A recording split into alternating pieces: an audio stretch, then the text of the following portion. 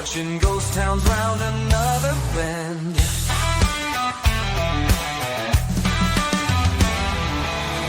half empty, but I'm rolling, chasing dreams I'll never know.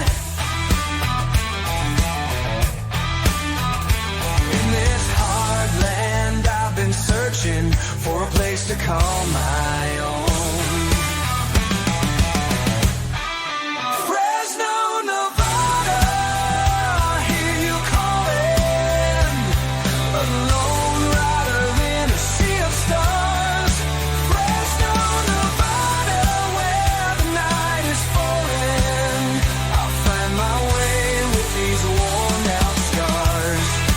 It's derivative, but God, does that song rock. Greetings, partners, and welcome back to Fresno, Nevada, as it's time to regale you with Tales of the Pog Wars. This is my brand new product that just came out on Friday, available in Drive-Thru and Giant Slayer and Post-Mortem Games. This is a combination of 3 pre-existing products that I have completely rewritten for Shadowdark, for my Shadowdark Modern. This will be the core setting for any future products that I do that aren't directly related to superheroes. If I do a Shadow Punk Goblin Dark again, it'll be in this world. So this is my post-apocalypse, waffle apocalypse, Weird West, combining those 2 books with a little of my space book and all the stuff from the space book that Aaron really wanted me to do with the prospecting and stuff like that. So 3 previous products, all smooshed together, rewritten, and then presented in a brand new Shadowdark. Well, I think mostly 90% Shadowdark, but you could use it for any D20 core world of a post-apocalypse where for some reason society that has crawled back out of the vaults and the whatever and stepped out into the United States post-apocalypse have decided to go back to a Old West lifestyle or Weird West lifestyle, because obviously we have goblins and magic. So let's take a look at what the Tales of the Pog Wars looks like. Tales of the Pog Wars. Featuring a lot of the amazing art by our good friend Aaron Cornelius. Post-apocalypse Weird West, designed for Shadowdark. So if obviously first we have to give the history of the world, and what the frick are these pogs anyways? Why do I keep using pogs as my generic money system and my generic name for anything weird, like POG, you know? So this gives not only the history of the melt caps pogs, the game, but also the history of the actual Pog Wars. The Pog Wars are based upon something that actually happened here in where I live, between many of us at some point in the past. Seth of Seth's Games and Anime bought an entire collection of Pogs, and we're not talking like 3 or 4 Pogs. We're talking thousands, boxes and boxes of Pogs and Pog products and loose Pogs. Because I don't know. I guess he thought he would bring it back.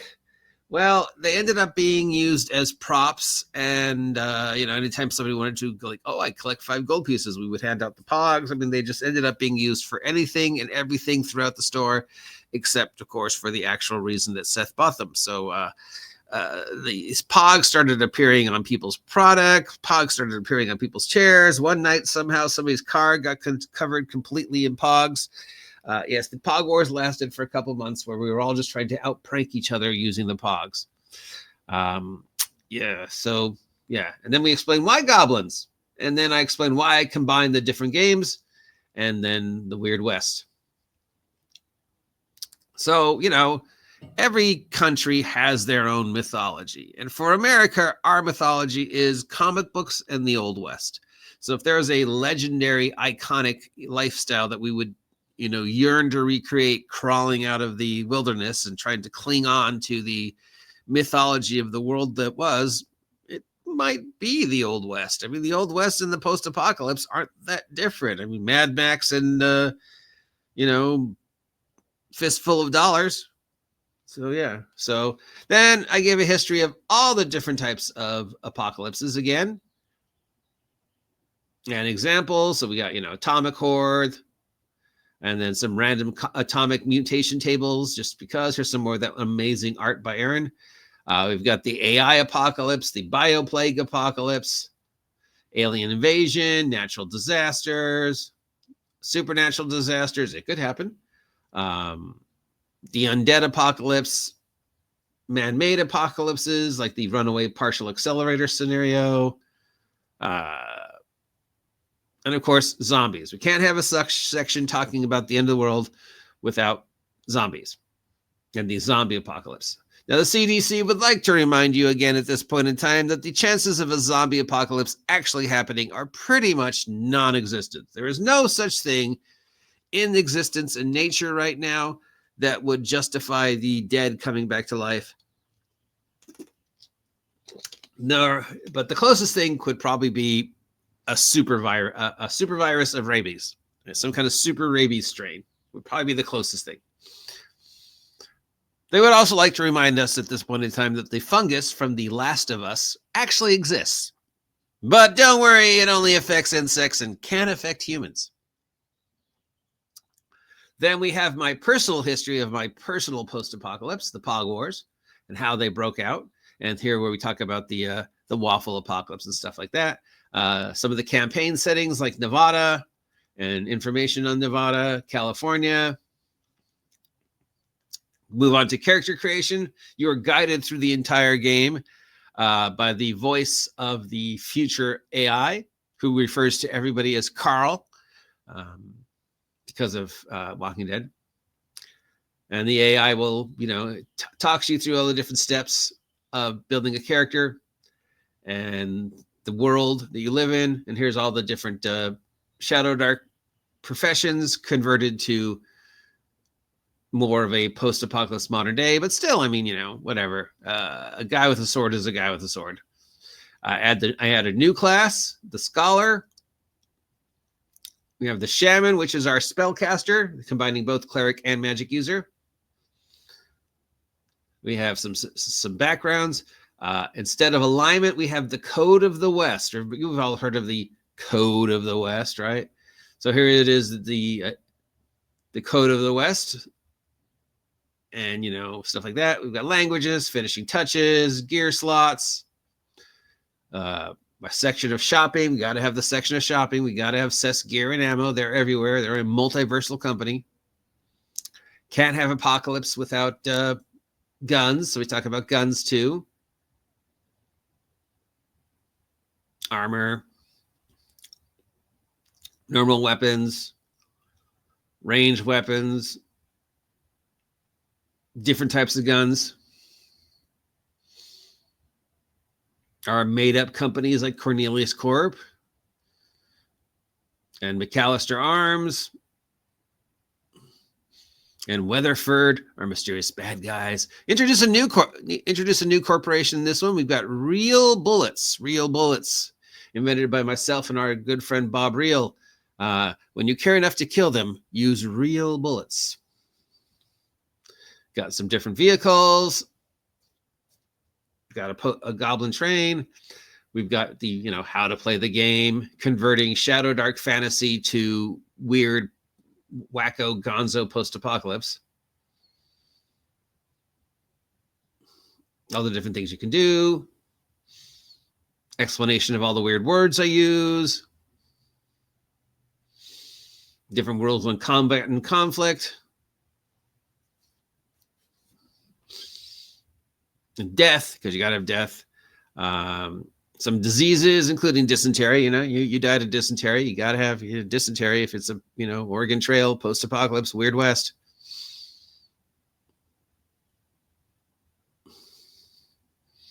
Things you can do in town. Bounties and rewards for thefts, crime and punishment type of thing.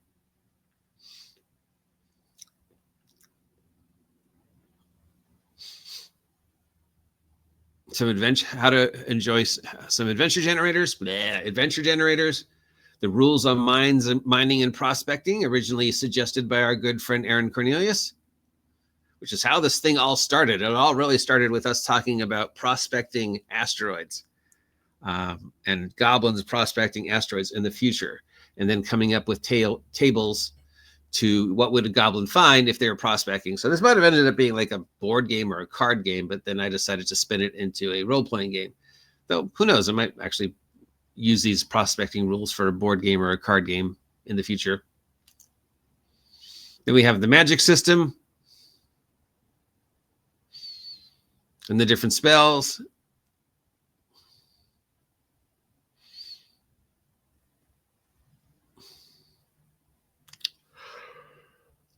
Excuse me. Some more of our wonderful art from Aaron and some other people, and some AI art too. What the world of the future is like with the different organizations and the different factions, like the AI, who is our guide, of course. Cornelius Corp. We have the Dino Cons. The Dino Cons are post-apocalyptic intelligent dinosaurs who have come from the past to the future to take over the world. Because, you know, it just sounds like something you'd see from a Saturday morning cartoon. Dino Cons. Yeah, so I had to add those guys. Got some cults, got our different organizations, McAllister Arms, Montgomery Shemports. We've got some good guys, some bad guys, Seths Gears and Ammo. We've got, like, you know, just the mutants, how to generate adventures, some sample adventures,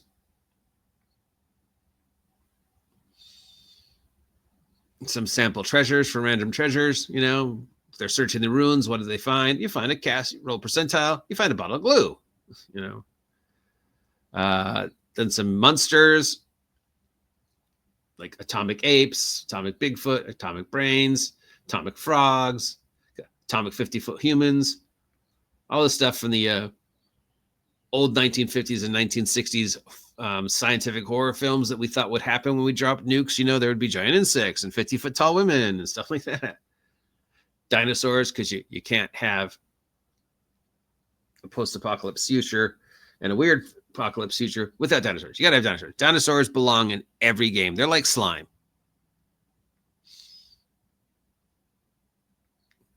Goblins and hobgoblins, of course.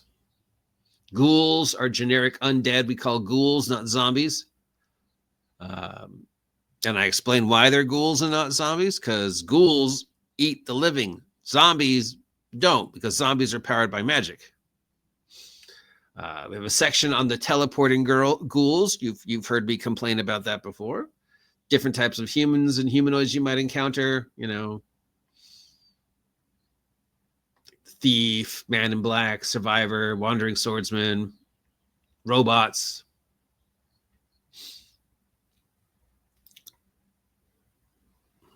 Slime, gotta have slime, my generic go-to monster.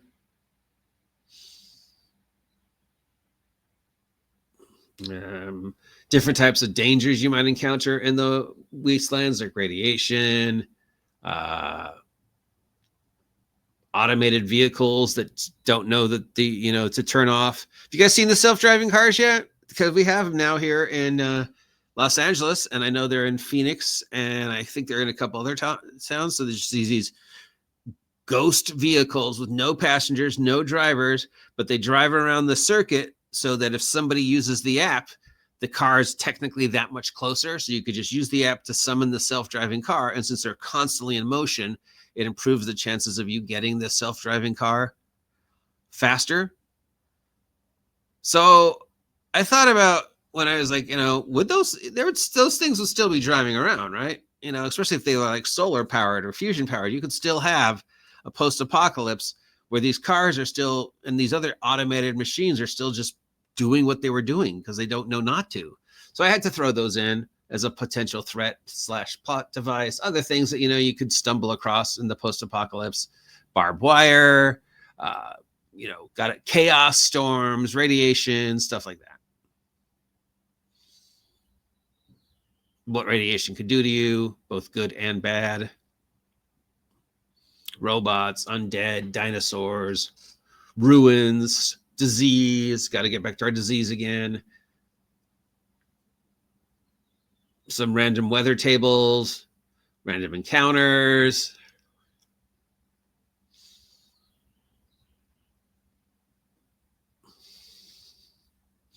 Then we have Pogs in space.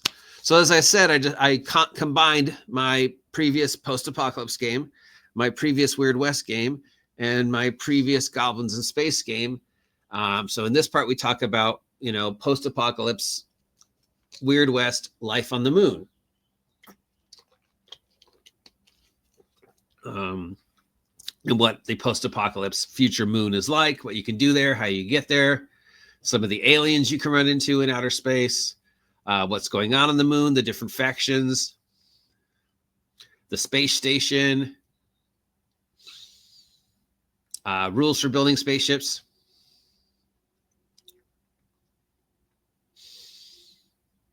What life on the moon is like, what you can do on the moon.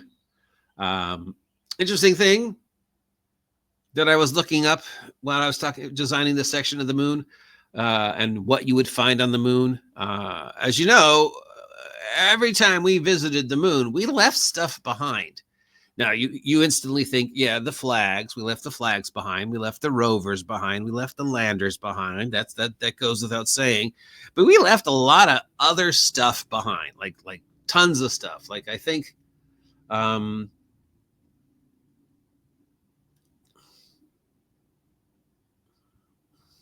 where did I talk about it? I know that. I know I mentioned it in here. But there's a lot of things. There are several dozen things that we left on the moon, including, one of the weirdest things that we left on the moon is a $2 bill. Somewhere on the moon, there is a $2 bill that somebody stuck between some rocks because they know it would not float away, right? Yeah. If you ever make it to the moon, you could find a $2 bills.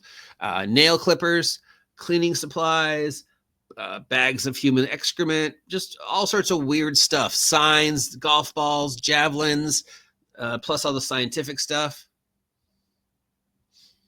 We got some suggested aliens that are prowling around the moon.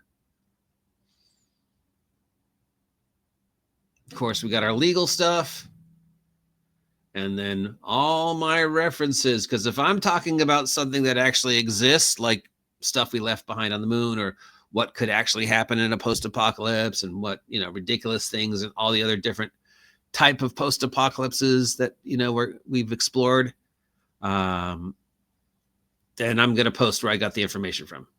So you can, if you want, double check me, look it up on your own. Here's all the links. I've got 176 different references that I used for this one.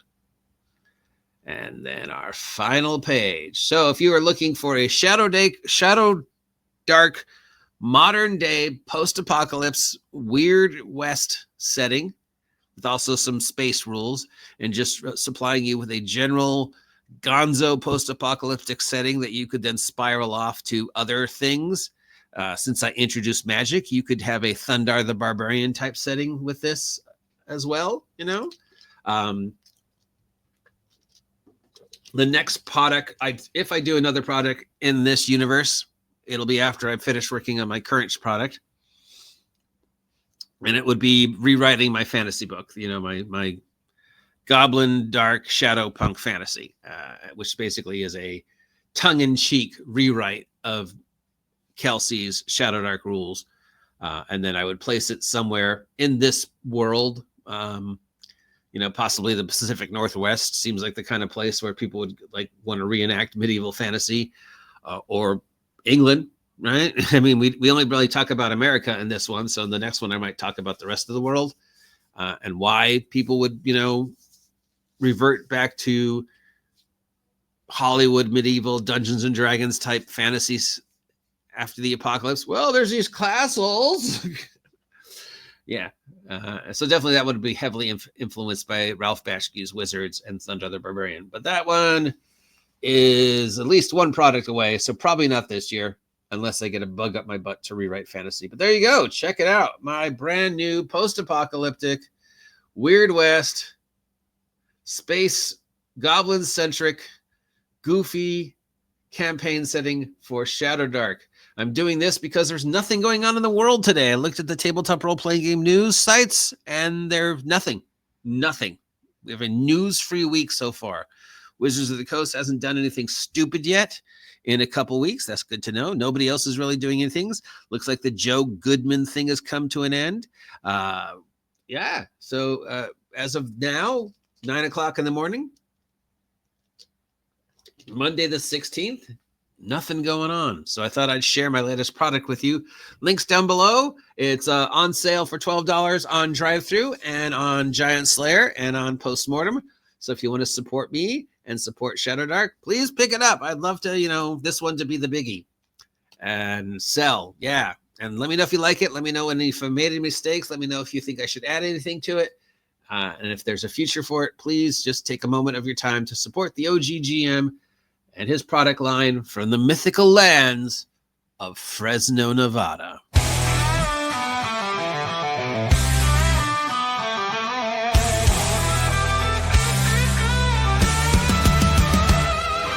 Sunset's blazing in the rear view, dusty roads that never end.